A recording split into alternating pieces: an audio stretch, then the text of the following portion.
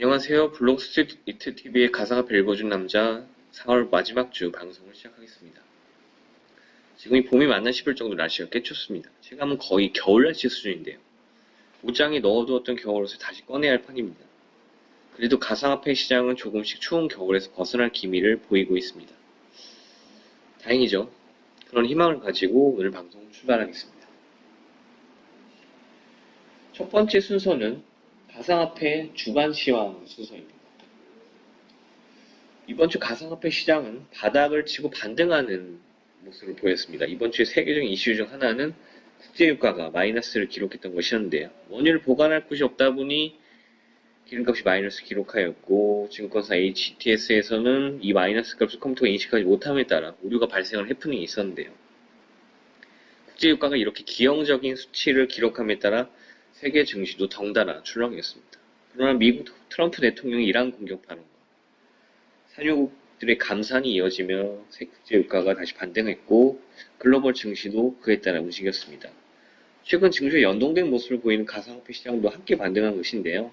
가상화폐 대장주 비트코인 기준으로 말씀을 드리면 주촉 하락하였다가 중반 이후 반등해서 원화로는 900만원대, 달러로는 7,000달러대를 회복하였습니다.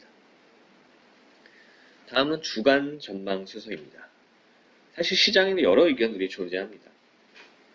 비트코인이 조금만 떨어지면 금방 1만 달러, 2만 달러, 심지어 10만 달러 갈 것이 예측이 나오고, 반대로 비트코인이 떨어지기 시작하면 또 그 반대의 이야기가 나오죠.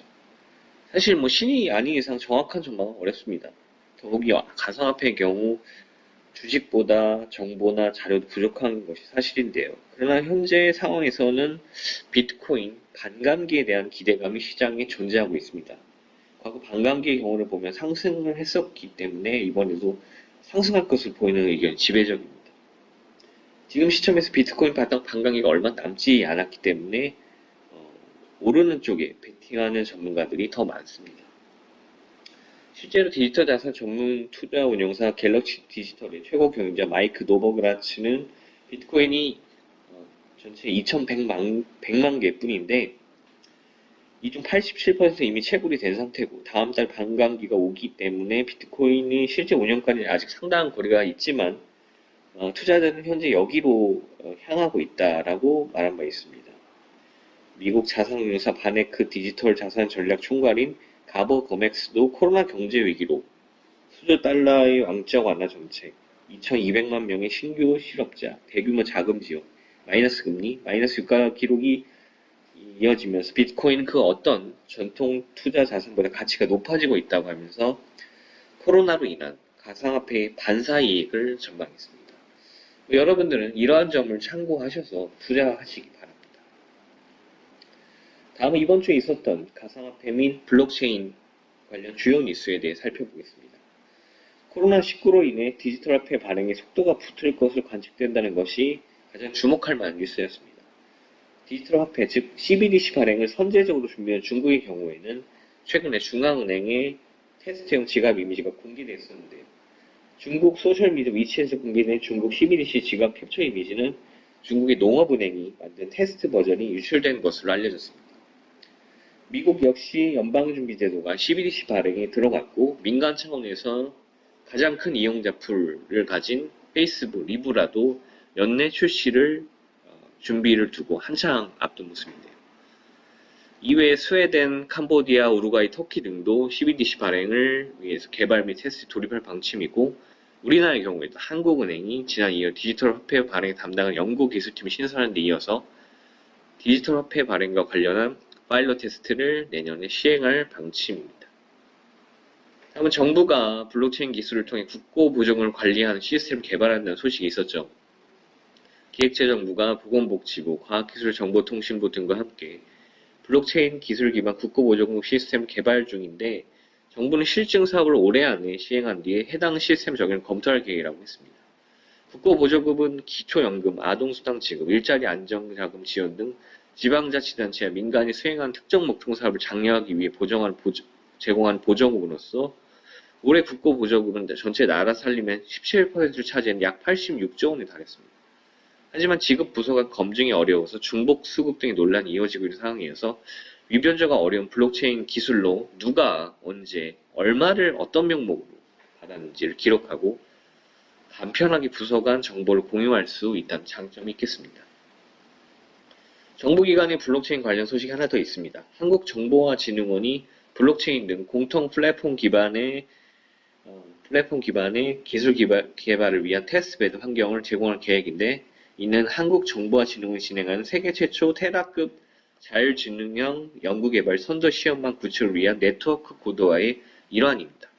이번 사업을 통해 한국정보화진흥원은 세계 최초로 1.2테라급 대역폭으로 백본망을 고도화하고 가입 기관에게 최대 100GBps급 연구 시험을 위한 네트워크 환경을 무료 제공할 계획이라고 합니다. 이에도 여러 뉴스가 있었습니다.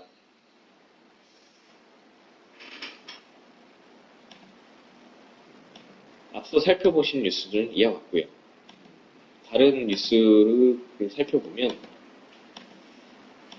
블록스트리트 TV에서 살펴보실 수 있는데요. 그중 몇 가지를 소개해드리면, LG CNS가 얼굴 인식으로 블록체인 화폐를 결정하는 서비스를 공개한 것과 체인 파트너스가 원화 기반 가상화폐 KRWT 미국 상표권을 취득한 뉴스가 있었고요. 올 연말부터 블록체인 신분증으로 세종청사 출입을 한다는 소식, 흑범 시대의 활로를 못 찾아서 중소 가상화폐 거래소에 폐업이 잇따른다는 소식이 또 있었습니다.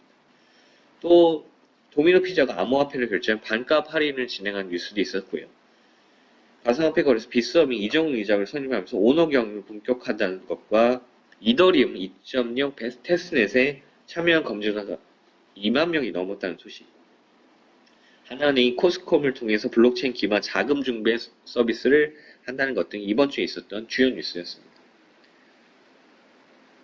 금주의 핫코인을 살펴볼 차례인데요. 금주의 핫코인은 엔진코인입니다. 엔진코인은 게임에서 사용되는 캐시나 커뮤니티 시스템을 위한 종합 플랫폼을 제공하고자 하는데, 엔진코인은 게임 아이템 생성, 게임 내 보상 거래 등에 이용되며, 게이머가 얻거나 구매한 엔진코인 기반의 가상 아이템이 게임 서버에 보관되지 않고 안전하게 관리되는 개인 엔진 지갑에 보관됩니다. 이 엔진코인이 업비트 기준 주간 상승 1을 기록하였는데요. 찾아보면 뭐 특별한 호재가 나온 건 아니고요. 저점에서 지속적인 매수세가 유입되는 모습으로 나온 게 특징이었고, 그것이 엔진코인을 상승시킨 요인이 아니었나 생각됩니다. 엔진코인은 주간 이렇게 차트를 보시면 실제로 이렇게 상승하는 곡선을 그렸습니다. 그렇죠. 이래서 이번 주에 핫코인으로 엔진코인을 선정하겠습니다. 가상화폐 읽어준 남자, 오늘 방송 끝마칠 시간이 다가왔습니다. 다음 주는 황금 연휴인데요. 비록 코로나로 인해서 외출은 쉽지 않을 수 있지만 그래도 모처럼의 연휴라 설렙니다. 더욱이 올해는 공휴일이 주말에 많이 낀 터라서 더욱 소중한 연휴가 될 것 같은데요. 다음 주는 저희 방송도 한 주 쉬니까 5월에 뵙겠습니다. 구독과 좋아요 부탁드리고요.